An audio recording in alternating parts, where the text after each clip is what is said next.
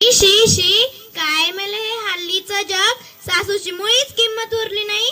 आज मी एवढी 4 तास विठोबाच्या देवळात बसून कीर्तन ऐकून आले आणि तरी या मेल्या माझ्या सुनेला निदान 1 कप चहा देखील घेऊन येत आलं नाही.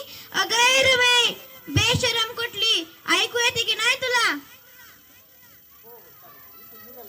सासूबाई, मी तुम्हाला सांगून ठेवते, जाच करून घेणाऱ्या सुनांमधली मी नाही. आणि काय हो, मला बेशरम का म्हणालात?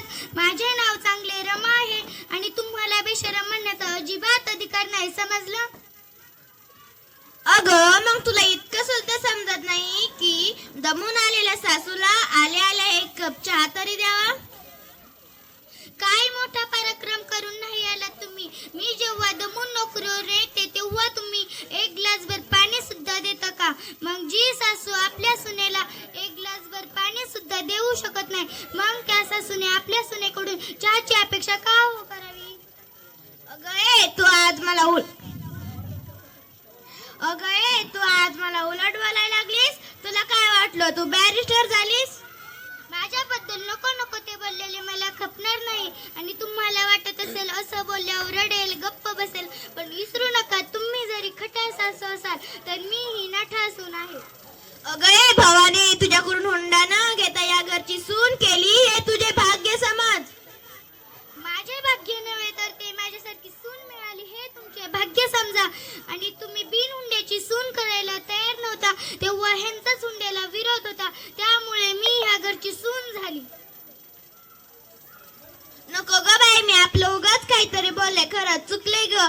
आणि तुला मगाशी बेशरम की काय म्हटले ना, ते शिवी म्हणून नव्हे तर मला म्हणायचं होतं बेस्ट की काय म्हणतात ना ते.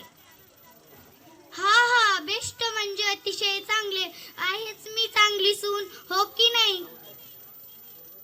तेच म्हणायचं होतं, दुसरं काही नाही. कशा आल्या ताळ्यावर? काय ग म्हंटलीस? काही नाही, म्हटलं किती चांगल्या आहेत माझ्या सासूबाई. तेच म्हंटलीस ना, नाही तर तुझा काही नेम नाही. झटकन आणि पटकन काय बोलते ते सुद्धा समजत नाही. मी काही वाईट बोललेले नाही. काय हो, मी काही वाईट बोलले नाही ना? बरं का सासूबाई, मी जाते मैत्रिणीकडे, बराच उशीर झालाय. तुम्ही ती भाजी चिरून ठेवा, मी आल्यावर फोडणीला टाकेल. काय बाई आजच्या सासवांची अवस्था. तुमची पण अशीच अवस्था आहे का माझ्यासारखी? जण या सुनांपासून चला तरी जाते मी भाजी चिरायला, नाहीतर ती आल्यावर मलाच घेईल चिरायला. पण त्याआधी परवा दिवशी केलेले लाडू शिल्लक आहे का ते पाहते.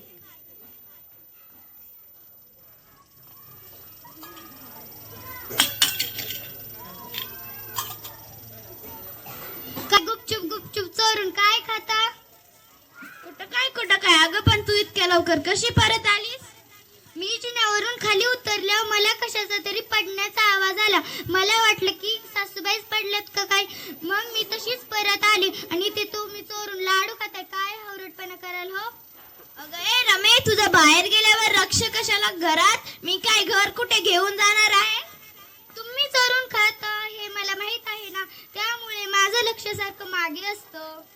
अगं तू मला चोरटी म्हणतेस? नालायक कुठली?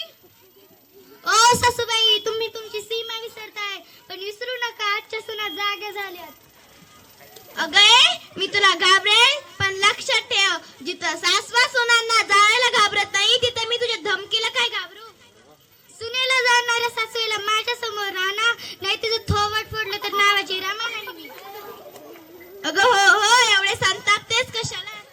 बरं का, ते जाऊ द्या. तुम्ही भाजी चिरलीच नसाल. आधी ती भाजी चिरा, लाडू खाण्यातच दंग होता ना.